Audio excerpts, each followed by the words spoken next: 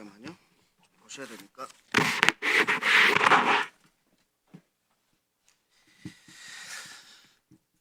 네, 권한대행님. 네. 아까 기재부 A4 문서 가능하지 않은 내용이라고 하셨죠? 네, 일단 그렇게 말씀을 드렸습니다. 네. 그 기재부 A4 문서 언제 받은 거죠? 도착하자마자 받으신 건가요? 아닙니다. 그 자리를 떠나기 직전입니다. 예, 직전에 받으신 건가요? 그러면 사복을 입고 그때 왔을 정도로 비상 소집에 헐레벌떡 오신 거 아닙니까? 그죠? 그러면 무엇 때문에 왔을까? 무엇 때문에 우리를 이 시간에 불렀을까? 매우 궁금하셨을 텐데 그때 문서를 줬어요. 지시사항에 담긴 문서를 줬는데 이것을 그 시기에 안 봤다. 그 문서의 내용이 엄청나게 많지도 않습니다. 딱 세 가지, 세 줄입니다. 이것을 안 봤다는 게 상식적으로 이해가 안 되는데 어떻습니까? 글쎄 뭐 의원님은 상식적으로 말씀을 지금 와서는 그런 말씀하실 수 있지만 그 당시 상황에서는 저한테 우선순위가 떨어지는 일이었습니다. 예, 계엄이 초현실적일 정도로 계엄한다는 게 그렇게 말이 안 됐다는 거죠. 그 당시가 외환시장이 열려 있습니다. 그래서 네 그렇습니다. 환율이 계속 올라오고 예, 있는 상황. 그러면 이 A4 문서를 언제 다시 받았죠? 그게 제가 떠나기 직전에 받아서 엉겹결에 주머니에 넣고요. 네, 기재부. 그다음에 제가 알게 된 거는 1시 50분 경유. 네, 네, 그랬죠. 그리고 그 내용을 한동안 인지를 못하고 있었습니다. 예, 그 내용을 들었습니까? 그 내용을 들었습니까? 봤습니까? 못 들었고요. 아까- 펼쳐서 제 윗부분만 봤습니다. 아까 무시해라, 덮어놓자 이렇게 네. 했는데 그건 언제 말했습니까? 그게 그 자리에서 앞부분에 펼쳐서 저한테 내용도 안 보고 제목만 보고 무시해라 무시해라, 덮어놓자 합니까? 제 얘기 들어보십시오. 첫 문장을 보고 제가 덮으라고 그랬습니다. 그 다음 문장들은 보지도 않고. 네, 보지 합니까? 않았습니다. 정진석 실장님, 네. 잠깐 스톱해 주세요. 대통령 지시사항이 담긴 문서에 대해서 덮어놓자, 무시하자라고 해도 됩니까? 이래도 됩니까? 어떤 문서를 얘기하시는지. 예, 다시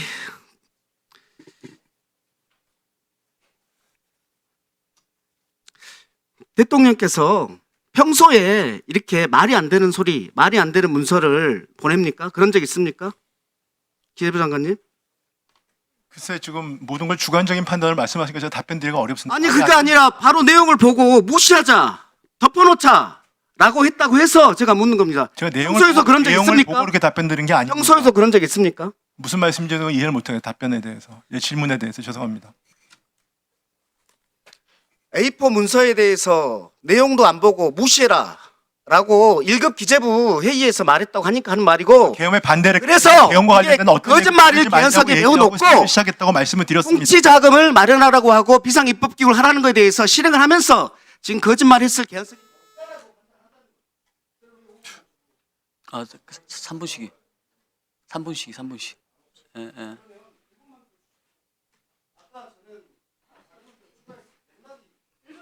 네, 네. 예. 5분짜리로 생각. 아니, 그러니까 우리 최상목 대행은 오후에 지금 국정 중요한 회의가 잡혀 있어가지고 제가- 합의가 된 사항입니다. 그래서 제가 두 번이나 의사진행 발언을 해서 나오신 겁니다. 다른 분들은 아무도 안 불렀는데 제가 불러서 나온 겁니다. 그런데 오후에 가시는 것도 제가 인정하는 겁니다. 그런데 경제 부분 해야 되는데 이 부분을 5분을 안 준다는 게 저는 이해가 안 돼서. 자, 2분 주세요. 2분. 네. 아까 경제가 민생이 가장 문제라고 하셨는데 지금 4분기부터 지금까지 GDP가 6조 3천억이 날아갔다는 걸 모르셔요. 소상공인들 너무나 어렵다고 하고 있습니다. 이렇게 막 보내왔습니다. 뭐라고 보내왔냐면 동전 한 입조차 말라버린 자영업자, 참혹하다, 비참하다 이렇게 하고 있습니다. 저는 이해합니다. 내가 사표라도 내겠다고 했을 때 이창용 총재가 그러면 안 된다라고 했을 때 그 이유가 뭐였죠? 네, 일단은 경제 때문이었죠. 그렇습니다. 최근에 첨단 전략자금 기금 34조 한 것도 경제 때문이죠. 그렇습니다. 신용평가사 세국가 화상면담 하셨는데 거기에서도 경제 때문이죠. 신용평가 하러 가지 않기 위해서 면담한 거죠. 경제와 대신은 국가 신인도 때문에 그렇습니다.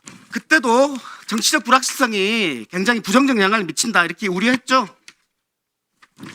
이창용 신년사에서도 정치적 리스크가 국가 신용 등급에 영향을 미친다고 했고 최 대행께서도 정치적 불확실성이 문제다라고 하셨어요. 맞습니까? 네, 맞습니다. 그러면 정치적 불확실성이 우리 경제 회복에 문제가 되는 건 맞죠? 뭐 요인이라고 맞죠? 생각합니다. 정치적 정치적 불확실성의 원인이 뭡니까? 그걸 내란입니까? 계엄입니까? 아니면 대통령 탄핵입니까? 뭡니까? 대통령 탄핵 때문에 지금 정치적 불확실성이 생겼습니까? 내란 때문에 생긴 거 아닙니까? 그렇죠? 대답 못합니까? 이 정도도? 그러면 아니- 이 내란과 관련된 이 탄핵 심판을 헌재에서 빨리 결론을 내리는 게 정치적 불확실성을 조기에 해소하는 거 아닙니까? 의원님, 저도 계엄에 반대했다고 말씀을 드렸고요. 제가 그 얘기를 그렇지만 묻는 게 여야 관계없이 우리 저도 저를 포함해서 신속한 그, 탄핵 네, 재판이 극한 대립을 지향하고 아니, 헌재가 국민 결론을 안정을 빨리 위해서 같이 힘을 모으는 것이 국민의 뜻이라고 저는 개인적으로 믿고 있습니다. 네, 그래서 헌재가 빨리 결론을 내는 것이 1분만 더 주십시오.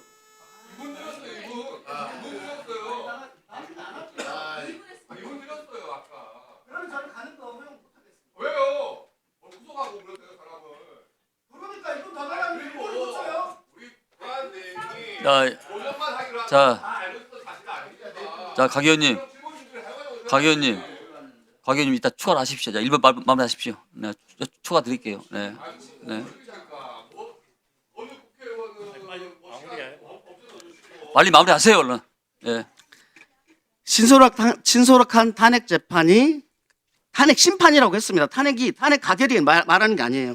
거기서 결론을 빨리 내는 것이 정치적 불확실성을 해소하고 경제를 회복하는 거 아니겠습니까? 아, 그게 아니 어떤 방식이든 헌법과 법률에 따라서 신속히 그 조치가 이루어지는 것이 말씀드릴게요. 국민의 그럼 어떤 결론이냐에 따라 다르다는 얘기를 하시네요. 지금 황당한 얘기를 하신 거예요. 헌재가 결론을 내리는 거 어쨌든지 간에 가결이든 부결이든 그것이 정치적 불확실성을 없앤다는 헌법과 것이에요. 법률에 따라서 신속히 이루어지는 생각합니다. 법원이 재판을 내렸습니다. 여기에 대해서 불복 절차가 있죠. 불복 절차를 하지 않고 재판에 대해서 계속 불복하면 어떻게 됩니까? 법치주의가 안 되죠. 그렇죠? 법원이 발부한 영장에 대해서 헌재가 결정하면 따르는 것이 법치주의 아닙니까? 그것이 정치적 불확실성 해소하는 거 아닙니까? 그런데 헌재가 40여 판단을 임명해도 결정하지 않겠다고 하는 것, 다른 토를 다는 것, 다른 조건을 달고 있는 것, 이것이 정치적 불확실성을 가중시키는 겁니다. 그래서 경제부총리께서 그렇게 말씀하시는 경제를 안정시키기 위해서 이거하고 목소리 내는 겁니다, 지금. 그래서 지금 국민들은 저 사람이 윤석열 내란 수계 내란으로 구속 기소된 윤석열을 대행하는 거야? 아니면은 대통령이라는 국가 안정을 하는 대통령이라는 직을 대행하는 거야? 라고 의심을 하는 겁니다. 자, 김병준